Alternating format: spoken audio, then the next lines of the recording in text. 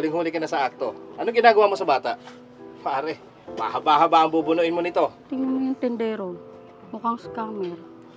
Kunyaring tendero sa umaga, callboy yan sa gabi.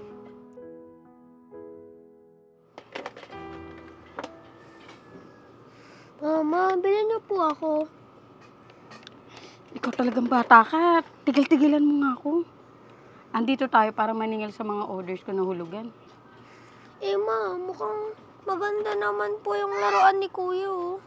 Diyan ka pa talaga bibili. Ang pangit, saka tinan mo nga mukha pang madaling masira. Saka tinan mo yung tendero. Mukhang scammer. Kunyaring tendero sa umaga, callboy yan sa gabi. Ano pong callboy, ma? Ah, wala anak. Basta masamang tao. Kaya ikaw paglaki mo, huwag mong tutularan ha. Kasi mga ganyang taong walang gagawin mabuti yan. Eh ma, yung laruan lang naman po ni Kuya yung gusto ko eh. Ah, basta, ang pangit niyan. Saka, halika na nga. Maniningil pa ako dun.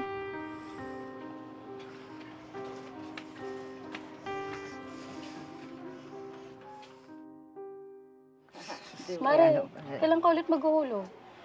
Sa katapusan na, Mari. Nagkasakit kasi yung kambal ko eh. Kaya doble ang gastos.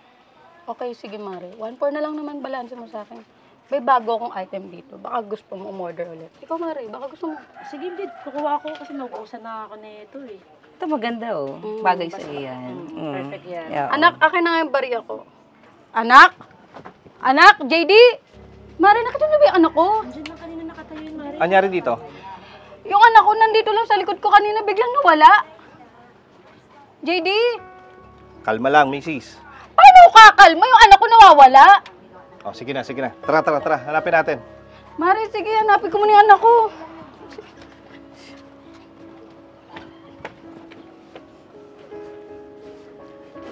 Yan! Yan na nga ba yung sinasabi ko eh. Siya ang kumuha sa anak ko. Masama na yung tingin sa amin yan eh. Pagpasok pa lang namin dito, di nga ako nagkamali. Huliin nyo na nga yan, sir. Pare, huling-huli ka na sa akto. Anong ginagawa mo sa bata? Pare, mahaba-haba ang bubunuin mo nito. Maniwala kayo sa akin, sir.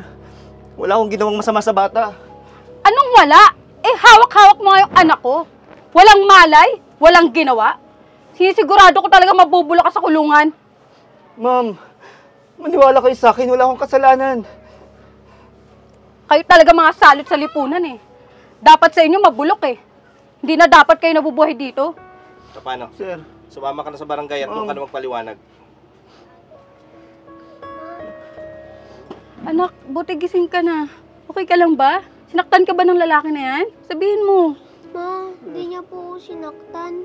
Ang naalala ko lang po, naglalakad po ako, tapos naliligaw po ako, tapos nadapa. Ginising po ako ni Kuya at dinala niya po ako dito.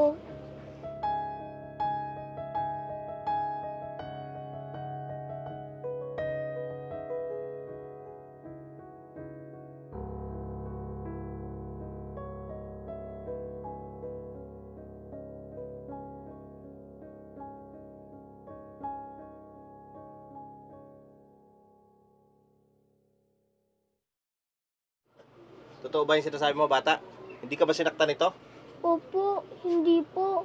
Mabait po yan si Kuya. Alam ko po na hindi niyo po ako pinabayaan. opo sir, totoo po yun.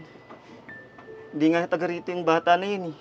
Di ko nga alam kung taga saan yun eh. Kaya nga nagbakasakali akong ipagtanong-tanong kung saan dito yung nanay niya. Mama, totoo po yung sinasabi ni Kuya. Hindi po siya nagsisinungaling, kaya huwag niyo po siyang ipakulong. Yun naman pala, ma'am eh. Mukhang nagsasabi naman po ng totoo yung bata. Tsaka mukhang okay naman po siya. Sensya ka na pare ha. Ma'am, patawag niyo na lang po ako sa barangay pag kailangan niyo ako. Kuya, salamat sa pagligtas sa anak ko. Kung ibang tao pa siguro yun, baka hindi ko natagpuan yung anak ko. Pasensya ka na kung hinusgahan agad kita. Sobrang hiyang-hiya ako. Hinusgahan pa kita na ikaw pa lang magbabalik sa anak ko. Wala pong anuman, ma'am. Pero sana sa susunod, huwag kayong bumasi sa panlabas na anyo ng tao. Kasi kahit marumi ang tao sa panlabas, pero busilak ang kalooban nito. Sa susunod, ingatan niyo na po yung anak niyo. Ingat po kayo. Kuya, maraming salamat po.